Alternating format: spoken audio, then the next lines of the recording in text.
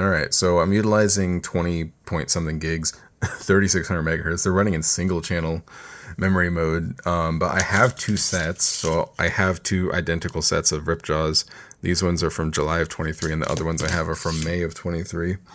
They were just fine for quite a while when I built the thing, and then it just completely stopped working. Maybe I just pushed them too hard or what. I just ran them at 6400, so I didn't overclock the memory at all, really. We're sitting at a little bit utilization, not a whole lot. I just wanted to show that I could use the memory, but I will run a Cinebench to show you what happens when I run an all-core load at it. So I'm going to close Minecraft here. All right, so I've had Intel for a while. I'm going to bring up my own receipts. I've had a 9900K, which I sold as Z390. I had a 10900K, which I sold. And if I bring up my overclocking here, I've always kept my overclocking pretty conservative. So again, 1.35 was about the maximum I ran, but it would peak at 1.38. That's what it read, but it was set in BIOS as 1.35, but I never ran above 1.4 because even way back when in the 9900K, I couldn't cool 1.5, and I wouldn't even want to run 1.5 because it was super unstable. I mean, if you had a 9900K S with like Supreme, like either a really, really good water cooling setup or basically liquid nitrogen, you wouldn't want to run that thing at 1.5, 1.52 anyways. And then here's me selling my 11900K because you can see the values of all these Intel CPUs. Every single one I've ever owned has lost like 200 values, like literally a year after launch.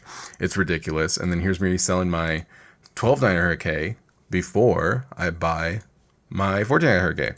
So I've been on the Intel gravy train for nearly 5 years now.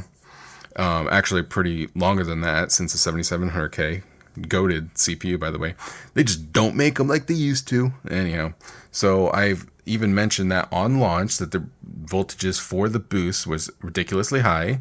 The reviewers mentioned it, so I kept it under 1.4. That's always what I've done. This for the past 5 years, because although you could run like 1.47, 1.48, those were gonna like degrade your CPU by a whole ton. They do, because it sits at 1.48 and not even really doing anything. I just closed Minecraft. So these things are sitting at 1.5 since launch. That's why a lot of people's CPUs were dying in February. Mine took a little bit longer because I had mine at 1.4. Now, is 1.4 high? Maybe. I don't know. The stock, a lot of the time, especially on the 12900K, it would drop to like 1.2 or 1.3. But 1.4 is just a little bit extra so that I could maintain a little bit more solid, either a solid overclock or a solid more stock speeds. I have the new BIOS update here. I'm running the new one from 2 weeks ago. I just updated it last week, and I even mentioned that in this post. I said I haven't fully got around to it, but I noticed the Intel factory default settings, and I'm going to demonstrate that. So here we're going to run Cinebench. So you can see it's going to plummet to 1.3 volts,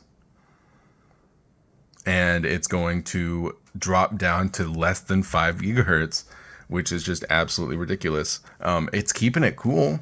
It's keeping it at 60C. It's pulling 220 watts max, which is the Intel recommended.